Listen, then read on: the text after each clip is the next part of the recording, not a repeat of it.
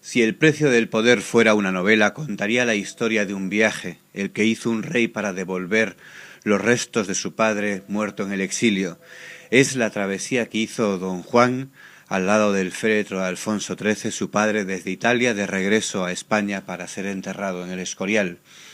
Aquellas horas, aquellos días de viaje de 1980 en las dependencias de aquel barco sirven al hombre que pudo reinar para recordar los momentos más decisivos de su vida, de su propia familia, de cómo las potencias internacionales, la CIA, la dictadura, todos movían sus hilos para marcar el futuro. Es la historia, al fin y al cabo, del precio que tuvieron que pagar por recuperar el trono, el precio del trono, que es el título del nuevo libro de Pilar Urbano, con la que hoy aquí en Periodista Digital es un placer volver a hablar.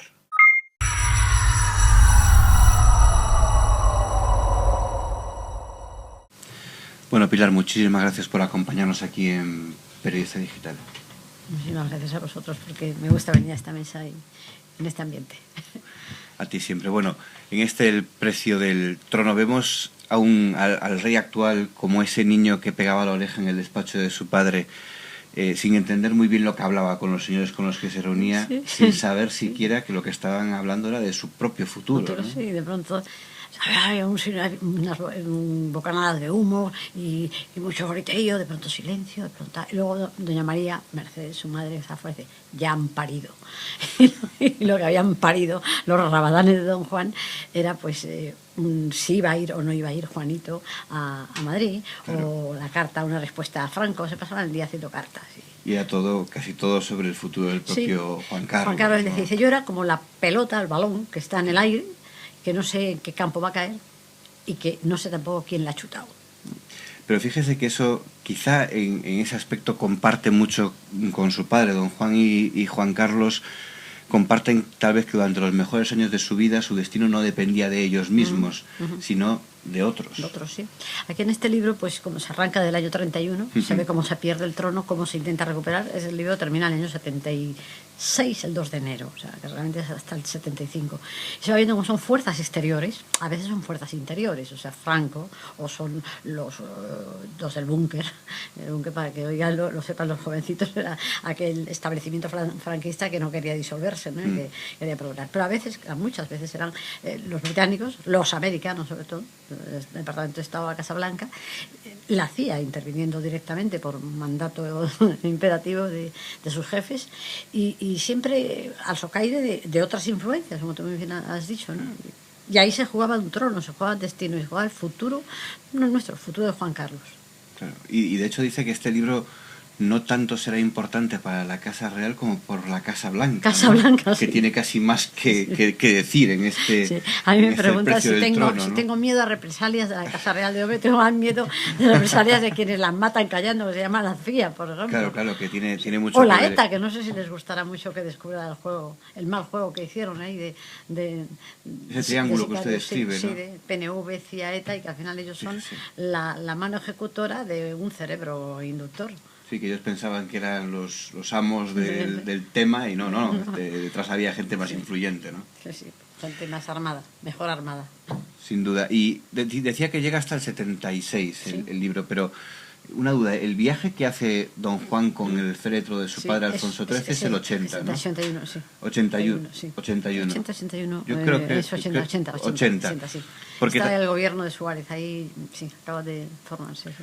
Porque sobre eso creo que es importante contar que el libro realmente es la historia de un viaje. Un viaje, sí. El viaje de don Juan con su padre de Sí. Italia a España y rememora todo. Perfecto, sí. Además son 200 páginas en las que el hilo conductor es un flashback que está haciendo don Juan, que está haciendo arqueo, hecho arqueo. Está haciendo arqueo de su vida, de la vida del trono. Está retornando, repatriando los restos de Alfonso XIII, que muere en el exilio. Ha perdido el trono, lo dejó en la calle según hazaña, ha dejado la corona en la calle. Franco lo ha confiscado, no lo ha usado, pero lo ha usurpado todas las funciones. Y Juan Carlos lo recupera. Aquí se va a contar cuál es el precio, a qué precio y a quién se paga ese precio. Entonces, cuando viene don Juan de Borbón con el féretro de su padre en la fragata Asturias, piensa más de una vez, para haber jurado el movimiento y todas las leyes de Franco y tal, ya habría podido ser yo también rey desde el año 42, 43, cuando Franco se lo ofreció a condición de que se hiciera falangista. Bueno, de que fuera el rey de los falangistas, ¿no? Claro, es que ahí se ve, en toda esa rememoración que hace don Juan, uno piensa, este hombre o era muy tozudo o era realmente un hombre de Estado que no quería aceptar esa parte de la corona.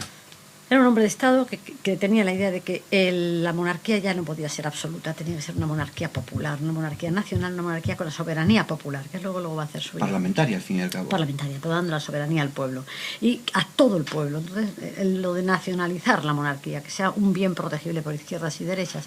Por eso él decía, rey, yo quiero ser rey de todos los españoles. Es más, hay 2 intentos de coronarlo desde fuera de España, de los españoles del exilio preciosos, ¿no? De socialistas, monárquicos, liberales, socialdemócratas, incluso los comunistas, que luego está la Junta Democrática también, que quieren, porque ven en don Juan un hombre liberal abierto, democrático, que es un demócrata.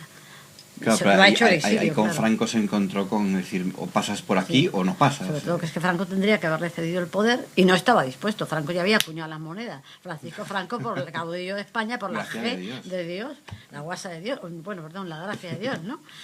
Sí, sin duda. Y además ahí comentan en el libro, en alguno de los capítulos, que de él decían que, caray, era el rey con más posibilidades de reinar, pero que tuvo muy mala suerte y no por culpa suya. Sí, what a pity, dice de Churchill, qué lástima de mozo. Qué lástima de mozo, que era don Juan, joven, cuando podía haber reinado en el año 43, pero pierde las elecciones Churchill, muere Truman. Es que son circunstancias extrañas y ajenas al trono, pero que son concomitantes y que van a determinar que ese trono se pierda. Porque si había un movimiento por parte de los aliados. Un gran movimiento, sí, en favor de que aquí se fuese Franco, que claro. estaba apestado y luego estaba apestado, no entraba ni siquiera en la ONU. Era un hombre, decía, es difícilmente clasificable porque no ha participado en la guerra mundial de un modo activo, aunque participó de un modo subrepticio, jugando a 2 paños. No es una víctima, tampoco ha sido un agresor, pero tampoco es un damnificado, no se puede beneficiar de la ley Marshall. ¿Qué esto qué es? Y sin embargo sigue siendo un fascista. Entonces veían en España con fascismo, todo el fascismo, veían lo que era, claro, falangismo y tal. Y en ese momento don Juan no hubiese podido ser rey. Porque fíjese que era listo Franco, porque... Que esos que hacen relojes con los ojos cerrados. Sí, sin duda, porque usted cuenta en el libro que realmente él pactó con Hitler, es decir, de alguna forma fue aliado, pero él diseñó una forma de ser aliado del eje, ojo. Del eje, aliado del eje, sin enfadar a Inglaterra, que fue la División Azul. Claro, él necesita tener unos Navicerts, unos certificados de navegación para que le traigan el suministro de cereal, ¿no? Y desde Argentina, Perón, ¿no? Entonces eso necesita, y por otra parte tiene toda esa costa atlántica. Él necesita tener, y cerca de Gibraltar, Tarifa, en fin, la palangana mediterránea que le llamo yo, ¿no? Entonces eso lo controla, y necesita tener contento a Churchill, contentos a los aliados, sin descontentar y sin irritar a Hitler, que es con quien a Hitler y a Mussolini, con quien se ha pactado, porque realmente hubo un mito de que él no pactó en Hendaya, en el vagón Erika, y entonces se mitificó mucho. A Franco le interesaba además que se mitificara. Claro, lógico, a tenor de lo que pasó luego. En este libro además se dan las fotografías trucadas de las condecoraciones, en la entrevista esa con Hitler y tal. Pero él firma, en el libro se cuenta como hace que firme su ministro de Exteriores. Esa misma noche, de madrugada ya, en Nayete, en cuanto ha vuelto de Hendaya, va a dormir, a pernoctar en Nayete, y en Nayete, en pijama, da la orden. Entonces, todo eso son... Claro, luego, también va a firmar también con Roosevelt, secretamente. No lo habríamos sabido si el MI6 británico no entra en el palacio presidencial de Hitler, en Berlín, una vez derruido todo, ¿no? Y acabada la guerra mundial. No la guerra mundial. Liquidado el Tercer Reich. Entonces, en esos sótanos, en esos documentos y tal, empiezan a sacar papel, confiscar papel los británicos, y al ir clasificándolo, fue años después, cuando ya se sabe que Franco ha tenido los 2 pactos, a los 2, tío, un sagaz, eso es una persona que es lista. Sí, listo fue, se mantuvo en el porque poder. los ingleses querían Gibraltar, Hitler quería atravesar España y entrar a Gibraltar. Y le dijo, cuidado. Sí, yo no puedo. Iba poniendo muy bonito las cartas, diciendo, hace mucho frío. Y decía Hitler, decía, en España hace mucho frío. Y Hitler decía, más frío hace aquí.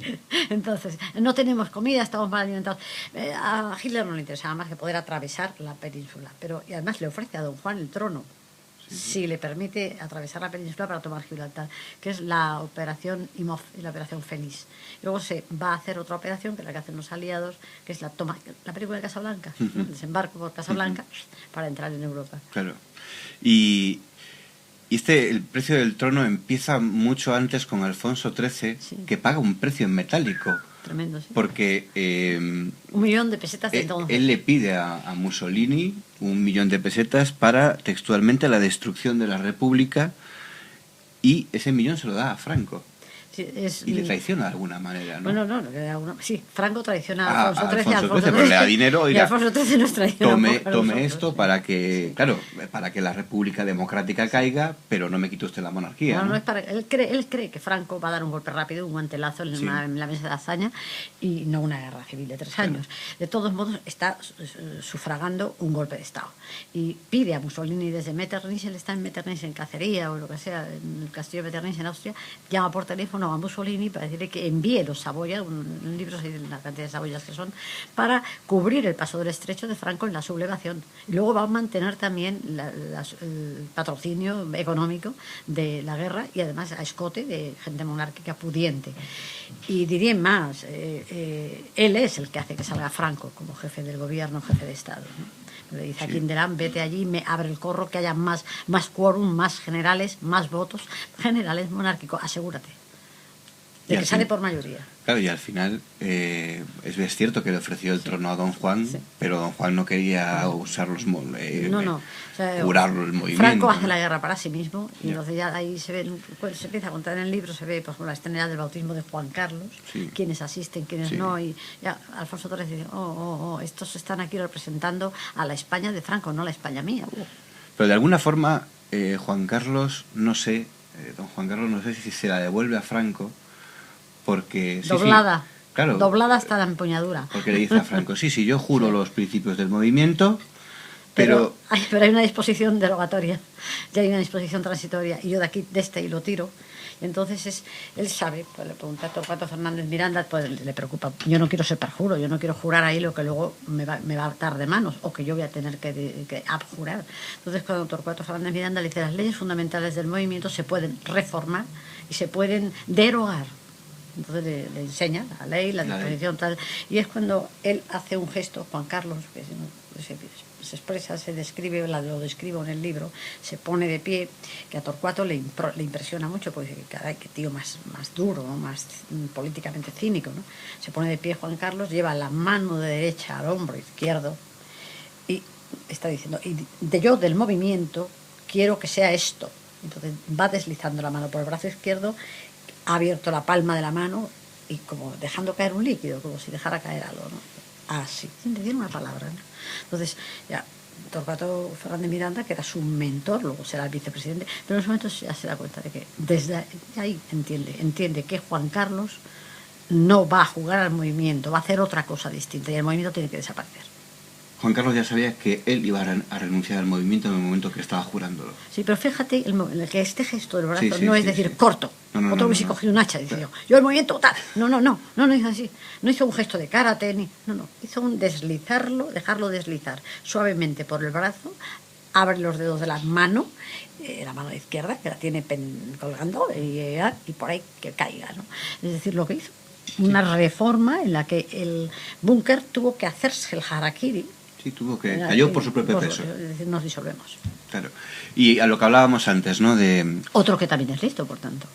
Juan Carlos sí. Bobón, resulta nada de Bobón. Usted, claro, que aquí tanto a su padre le llamaban el rey de los rojos a veces, a él Bobón, le llamaban muchas otras cosas. Pero reyes idiotas, pues decía, no queremos reyes idiotas. Sí, y se ve en las calles había mucho movimiento. Él se enfrentó, cuando llegó al trono, se enfrentó con un 49% de personas que querían la república. Fíjese, ni siquiera el régimen... ni siquiera querían el régimen franquista ni nada. Querían la república. Y no había opinión pública, no había buena opinión de la monarquía, ni opinión. O sea, había Él lo decía, sí. es que no me dejan salir, no Sí, me dejan, sí. no me deja esa jaula de oro a la Sí, que se sí, refiere, sí. ¿no? Y luego su amigo, Paddy Gómez Acebo, inventó lo de Gallup, o tuvo la franquicia en España del Instituto Gallup y empezó a hacer las encuestas. Y ahora dice, Juan, los amigos llaman Juan, ¿no? Esto no te conoce ni tu tía, a mí no te conocen ni el Titi. Pero fíjese que es curioso, uno piensa este 49,7% Sí. aproximadamente de gente que quería la República en el momento en el que la monarquía podía volver. Son datos con los que uno piensa, y su hijo, Felipe, se puede encontrar hoy en día, si se hiciera una encuesta, con esas mismas cifras, Pues se podría encontrar. teniendo la monarquía mucha más visibilidad que entonces. Más visibilidad, pero no tiene la popularidad de... Yo no sé con quién lo comenté, que la corona creo que necesita marketing, no necesita hacer otras cosas, sino dar a conocer con transparencia cuáles son las gestiones que en favor del pueblo español hace el monarca. Claro, usted contaba ¿De qué nos aprovecha? Contaba O sea, ¿de qué hace nos poco sirve? que nos saca algunas castañas del Castañas, fuego, sí. pero claro, las que nos llegan a nosotros son un ave a la Meca. Sí. Y eso, claro, es Claro, decir, son bueno, tantas hijo, cosas, pues sí. me parece muy bien, pero hay otras Sí, cosas, ¿no? Sí. Entonces, por ejemplo, bueno, hay otras cosas y el rey es él quien tiene que hacer el balance y su casa la que tiene que dar esas cuentas. Pues no sé, vamos a poner, cuando aquello de ¿por qué no te callas? ¿No? Sí. Chávez, ¿no? El ¿por qué no te callas? Tiene una secuencia y la secuencia tiene otra foto a continuación que es que Chávez viene aquí, a España. Juan Carlos no le recibe en Zarzuela, Juan Carlos recibe en Maribén y le recibe en la puerta de la calle descamisado, es decir, informalmente. A mediodía no le da de comer, despacha con prensa, la prensa que quiera estar aficionada allí fuera, ante un coche, fuera en el arcén, y le dice, te he regalado, nos dice a los periodistas, le he regalado una camiseta donde pone ¿por qué no te callas? Como diciendo, coña marinera encima con esto, ¿no? Y el otro dice, y yo, pero me ha sacado los barrilitos al mismo precio, baratitos. Ese es el negocio de Estado. O sea, en ese Eso momento, no se publicita. bueno, en un momento en que se había disparado el precio del crudo, pero se había disparado, no sé cuánto, no, $200 por barril o algo así, y le ha sacado el mismo stock de petróleo y al baratito, o sea, a 100. ¿no? Yeah. Bueno, pues ese es un gesto de la monarquía. Claro, pero esto no... o en pesca, o esas gestiones con Hassan II en su Sí. momento, o posteriormente. A mí me han contado ministros de Exteriores que han estado, y de Comercio, que han estado en una negociación, por ejemplo, con Marruecos, de esas pesqueras muy duras, muy de los agrios y de los cítricos y del pescado y tal, y estaban embarrancados en un atolladero, y a las 3 de la madrugada ya a tirar la toalla. Entonces, a lo mejor, este pez es barba. Perdón, Pérez Llorca, se levantaba, se iba a un gabinete telegráfico de Exteriores, y llamaba al rey, y la majestad, en este momento, o mueve esto un dedo, o esto ya no se mueve. Esto se ha atascado. ¿Qué tengo que hacer? Hablar con rey Hassan II, estoy hablando de Marruecos. Bueno, pues entonces se vuelven allí, se toman no sé qué, un café o algo así, mirándose con cara de póker, suena el teléfono, llaman del Palacio Real de Rabat. Palacio Real de Rabat habla con su ministro de Exteriores que está allí. Adelante. O sea, lo ha desatascado su majestad el rey Juan Carlos. Esas son las cosas que... Eso sacaron las castañas del fuego. Claro, porque hay toda una flota de pesquera que está estaba esperando a poder vivir, sí. ¿no? Pero esto usted nos lo cuenta aquí, ahora, sí. en su libro. Pero no es mi papel. Claro, a eso voy. Es decir, entonces, Claro. Felipe VI, el futuro Felipe VI, sí. Se podría encontrar con un problema de marketing. De que le pasara la historia como el último. Sí, puede ser. Pero yo creo que también la gente, vamos, si la monarquía se explica para qué sirve y qué ventajas tiene sobre una república, qué es lo que hay que hacer. Yo no es mi papel, insisto, pero puedo decirlo perfectamente. Puedo decir que ¿qué nos da una monarquía? Pues no nos da resplandor, no nos interesa, de eso no se vive. Se vive de una estabilidad en un país política para que la inversión, que es la que quiere estabilidad, esa tranquilidad, esa continuidad. El poder, que el rey cuando va a Japón, cuando fue a Japón o cuando recibe al de China aquí en un momento tremendo, después de del premio Nobel, cuando él recibe a un mandatario de Oriente, por concreto el emperador de Japón, y le dice, yo te propongo que como no tenéis territorio, como no tenéis terreno, pongáis las fábricas, las plantas fabriles en España, y yo desde España me convierto a ser el distribuidor a Latinoamérica, África, Europa. Eso luego ha venido el tsunami japonés y no sé en qué habrá quedado de ese punto. Pero eso solo lo puede decir no un Zapatero que pasado mañana se va o un Rajoy que acaba de entrar y se va dentro de 4 años, ¿no?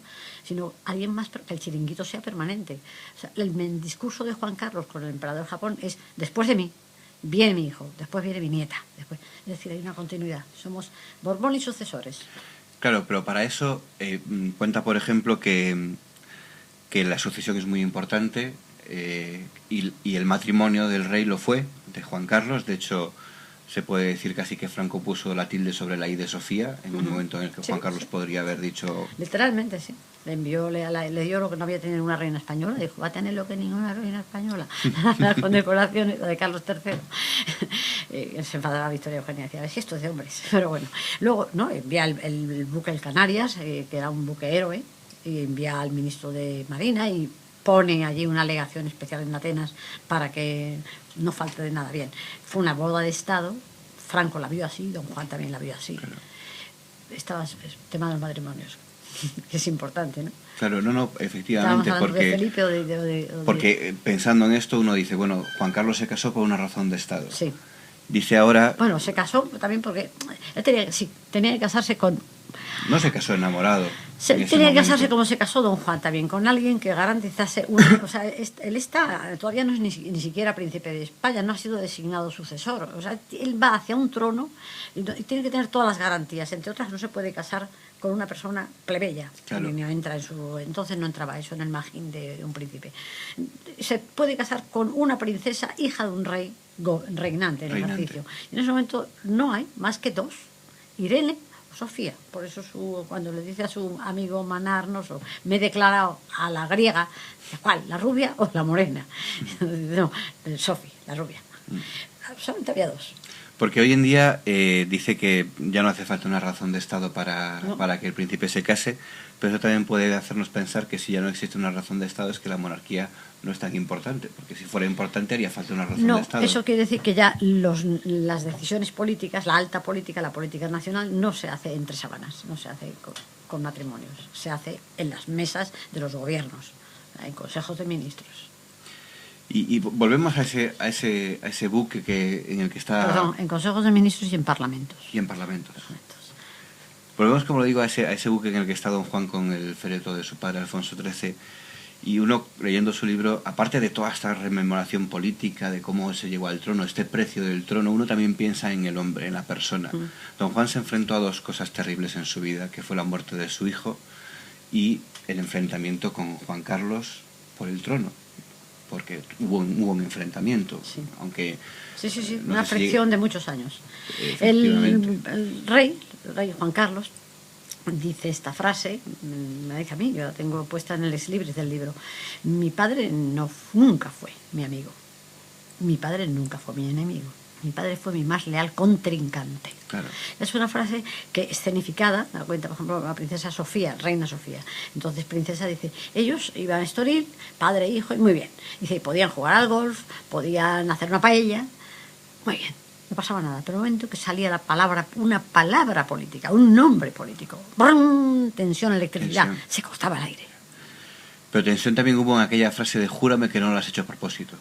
Una de las frases que más debió de marcar a Juan Carlos en su vida y que yo creo que una persona nunca acaba de superar. Usted conoce mejor al rey, pero nunca acaba de superar esa palabra, esa muerte de su hermano. Que le raja más que lo otro, porque la muerte de su hermano ha sido una cosa involuntaria, decir que están jugando como a tebeos, ¿no? Ratatatata, muerde el polvo, no sé qué, traidor, la escena vas a morir, ¿no? Tremenda. Está en el libro completo, es tremenda la escena. Es una escena brutal, ¿no? Y además está contada por él a personas de mucha confianza, mucha confianza. Entonces, yo sé que ahí Juan Carlos tiene tal sensación de inocencia que baja diciendo, tengo que decírselo yo, ¿no? A su madre. Doña María dice, yo le hoy entendí todo, se me paró la vida, ¿no? Pero claro, en cambio la frase de su padre es ese reproche profundo, que yo creo que Raniero no se lo hizo a Estefanía, cuando en el coche mata a su madre.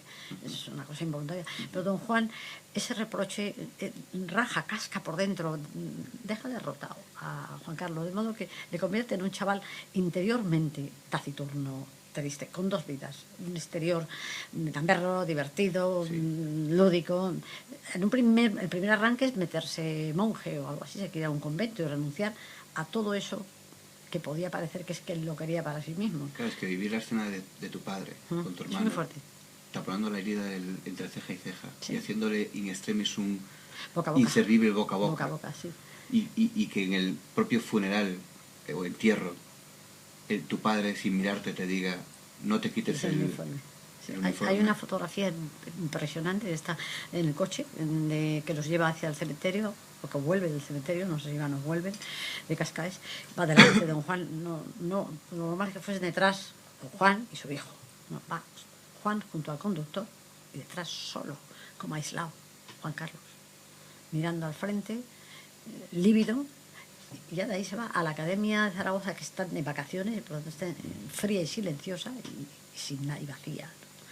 Bueno, pues es un símbolo y es una imagen de una vida muy dura que ha tenido él, porque ha tenido esa vida esquizoide entre el Pardo y Estoril, ¿no? Entre Franco y la corte de Franco, don Juan y los rabadanes y la corte de don Juan, y luego sin pertenecer a ninguno de los dos mundos. Y el drama familiar, que al final eso descoloca a cualquier persona, ¿no? Sí, bueno, descolocó a su propia familia, la familia queda muy rota, o sea, doña María enferma, se pone enferma, anímicamente enferma, tiene que ir a muchas clínicas, de una profunda depresión.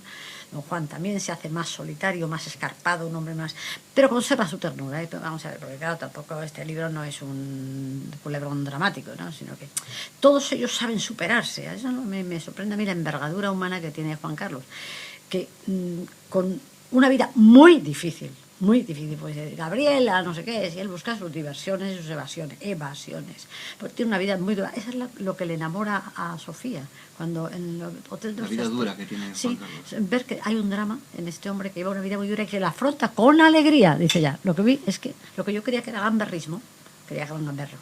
Dice, no es gamberrismo, es alegría, y es que hay una positividad en los Borbones, ¿no? Una positividad, ellos son, por una parte se afirman a sí mismos y su dinastía, y por otra parte no van pisando cráneos, pero van por la vida avanzando con un norte único, con una ambición única y una pasión única, el trono. ¿Y ahora cree que tendrá que volver a pagar un precio la monarquía? ¿Un precio por el trono? No está en el fácil, siglo XXI? sí, no está fácil ahora, pues porque claro, una cosa es el rey, otra cosa es ya estas relaciones, la familia, la parentela, ¿no? Claro, todo esto no es controlable. Entonces, claro, la plebeyización de las monarquías está ocurriendo también en Inglaterra, ¿eh? Ha ocurrido también en Inglaterra. La plebeyización tiene su doble filo, pero la monarquía, la institución está por encima. En Inglaterra me llama la atención el año Annus Horribilis. Ni Lady Dis, ni Camilas, ni... Allí seguía los dos leones estos, o el caballo y el león rampantes encima de los postos de todos los postos, de todas las tiendas. Pero allí tienen mejor imagen que aquí. Bueno, no es que sea imagen, tiene una tradición, no son tan antiguos como nosotros, nuestra monarquía es mucho más antigua. Bueno, pero nuestra monarquía la repusieron hace 3 décadas. Sí, pero ha habido dos paréntesis breves de república. Aquí este señor, Juan Carlos, es sucesor de 17 reyes, de las Borbonas. Las Borbonas son Borgonas, de Borgoña, ¿no? Sí, pero fíjese que si don Juan no llega a abdicar, hubiera sido... El rey era rey. Sí. Es decir, hay una cosa en la historia que mucha gente recuerda. Es decir, aquí don Juan, aquí hubo 2 reyes en un momento determinado. Aquí don Juan era rey. Era Juan III, su majestad Juan III. Pero no proclamado, ¿eh? Claro, y su padre también era rey. Es decir, hubo unos años, creo que fueron, en los que la monarquía... Más desde Isabel II. Aquí lo de el rey ha muerto y viva el rey no ha existido. No ha habido... Franco fue muy crítico en eso, muy fuerte. Dice, nadie... No puede ser rey todo lo que salga de la tripa de una reina. De Franco en este libro, ¿no? Es que esto tiene mucho de drama shakespeariano, como dice usted en el libro, la frase shakespeariana que le describe a Juan, ¿no? Dice, tú no reinarás, pero serás tronco de reyes, ¿no? Sí. Entonces sí que hay un gap, hay un salto. Este libro es muy fuerte, no es un libro bobaricón de crónica de amor, es un libro fuerte que se lee, dicen en mi editorial, dice, se lee como una novela. Hay capítulos que son thrillers de novela de guerra, como el asesinato carrero desde la recámara de ETA y de la recámara de la CIA y de la Boeing de Kissinger, pero hay mucho drama. O sea, no ha sido fácil. El precio del trono es un precio muy duro. Y tú me dices, la monarquía de futuro, bueno, la monarquía tiene sus orígenes y su fuerza la tiene en el pasado. Tiene que saber proyectarse con modernidad. Pero no sabe hacerlo. Bueno, yo no sé si... A mí me parece que Felipe González... Perdón con el asunto. Felipe el Hermoso. Felipe el Hermoso. Felipe VI yo creo que es un príncipe muy bien preparado, es un caballero que tiene muchos másteres activos, no solamente universitarios, sino en las instituciones del Estado, desde los niveles local a internacional, a nacional. Todos los dosieres internacionales, sus relaciones actuales son no solo con el Fondo Monetario Internacional, el Banco Central Europeo, con los banqueros, con los empresarios, con los dirigentes políticos, los príncipes que van a reinar, con los dirigentes políticos actuales, con la siderurgia, con los ingenieros aeronavales. Pues tendrá que demostrar todas esas cosas. Bueno, ¿no? de momento están en la Igual que los gobiernos tienen que demostrar que sirven. Sí. Lo que pasa es que no va a haber... La monarquía tiene que demostrar que sirve. Bueno, si no, el pueblo tendría que decir, oiga, mire, que venga otro. Pero eso sería si nos dieran un referéndum, si nos diesen eso que pedía la chavala de esa Navarra, ¿no? Que yo quiero votar. Sí. Lo que pasa es que las formas de Estado no pueden ser de quita y pon y de revisión cada generación, cada 15 o 20 años. Cada corte generacional no puede venir a decir ahora yo rehago la Constitución. No lo han hecho ni los americanos, que no tienen más que democracia republicana. Enmendada unas cuantas veces. Sí, pero siguen con su misma Constitución, hace 200 y poquitos años. Pero los ingleses, que no tienen ni Constitución escrita, pero tienen una monarquía asentada al plebiscito de los siglos, ¿no? Entonces nosotros pues esto es estable, es duradero. Sí es bueno, insisto, en que no es que demuestre, sino que muestre.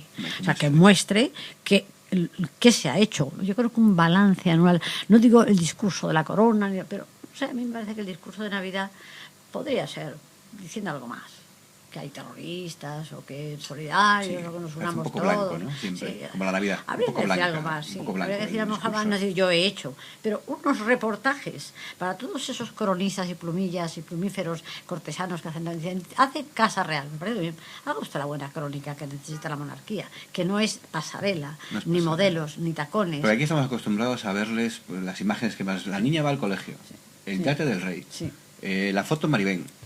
¿No? Claro, es más importante la saber... gente de la calle que no llega a final de mes, que se ha quedado sin trabajo, que tal, dice, y esta gente... Antes se filtraban, en el tiempo de Sabino se filtraban noticias interesantes, por ejemplo, cuando la huelga de 14D, por ejemplo, pues, se filtraban noticias, no sabemos de dónde venían, pero decían, el rey ha recibido a los sindicatos y a los empresarios, han tenido ahí tomado unas aceitunas y un taquitos de queso. Y a los 2 días había algo, o en este momento hay un conflicto de poderes, ejecutivo, legislativo y judicial. El rey arbitra y modera, que no es borbonear, es ejercer una de sus funciones, de las pocas que tiene el artículo 62. Pues a ver si lo van consiguiendo, les va a quedar... Lo tienen complicado un poquito. Lo tienen un poquito cenizo, o sea, está metido con el féretro de Alfonso XIII y con que Felipe va a poder. Yo creo que Felipe va a poder, que es uno de los príncipes que están mejor preparados, y que tienen más conocimiento de la situación nacional e internacional. Todos los viajes que hace son a un alto nivel, son viajes de Estado. O sea, yo creo que está mucho más preparado y con conocimiento de causa de lo que pudo estar su padre. Y su padre realmente hizo lo que tenía que hacer, lo que no esperábamos que hiciera. O sea, de Juanito el Breve no esperábamos que nos diera la democracia. Estos años. Bueno, pues el tiempo nos dirá. Y para terminar, volvemos a esa historia que para mí es la historia, como le decía antes... Perdóname que te llamo cenizo, no te dije... No, para nada. Si yo comprendo Tú estás representando lo que es son tus... Que las dudas que hay en la calle están aquí en el estudio, ¿no? Pero... Que como decíamos, es la historia de un viaje, para mí, por lo menos es la historia de un viaje, y acaba de esa manera emotiva que don Juan se cuadra frente a su hijo y le dice, Majestad, misión cumplida. Y hay una historia previa, la del telegrama. Ni hijo, bonito, ni querido, ni nada. Está ahí, está aquí en el dossier, sí. Es que Dios te bendiga, suerte, que Dios te bendiga. Un abrazo, padre. Y la cosa curiosísima es... antes de renunciar. Claro, por eso, pero también se ve... Ha visto una cosa importante, don Juan, ¿qué ha visto? El respaldo internacional que, no sé si Bilderberg o el Departamento de Estado o qué potencias exteriores le dan a Juan Carlos en un cambio mágico, un pase mágico de cambio de escena. 5 días antes, aquí estaba Pinochet, estaban las dictaduras. 5 días después están las democracias. No ha pasado nada, no ha hecho nada, simplemente ha trajinado. y ve que va a ser el rey de todos los Ya ve, españoles, sí. que es lo que él quería. Así que luego le dice, termina diciéndole a Julián María y a Pedro Saiz Rodríguez en una carta, si termina la escena mirando hacia el mar desde el Estoril, diciendo, él va a tener lo que yo no he tenido, lo que yo no tendría, todo el apoyo del ejército, el apoyo del franquismo y el apoyo exterior, la potencia exterior, y hará lo que yo no podría hacer. Solo una cosa, sí que se quedó con el condado de Barcelona, Sí. cosa que solo es de reyes. Sí. Curioso, ¿no? Eso es un título de la corona, es un título de reyes. Quien se llame conde de Barcelona es rey. Es rey. Entonces le pide lo que le pide a su hijo en unos mensajes así dichos a través de Antonio Fontán. Dile a mi hijo que reine con seguridad, que el rey es él. Dile que los papeles para la transmisión, cuando él quiera. Dile que las disputas dinásticas no las entendería ya la gente, ¿no? Y que actúe con seguridad. Solamente le voy a pedir una cosa. Me gustaría conservar, ya sé que es un título de rey, pero me gustaría conservar el título de conde de Barcelona porque es como me conoce la gente. Pues mira, ahí lo ha podido conservar. Pilar, un placer poder charlar con usted El precio del trono. Y a mí también me gusta estar aquí. Es la segunda vez que estoy y espero que haya sois más. unos veteranos y espero venir con el próximo libro. Espero que sí. Gracias. A vosotros.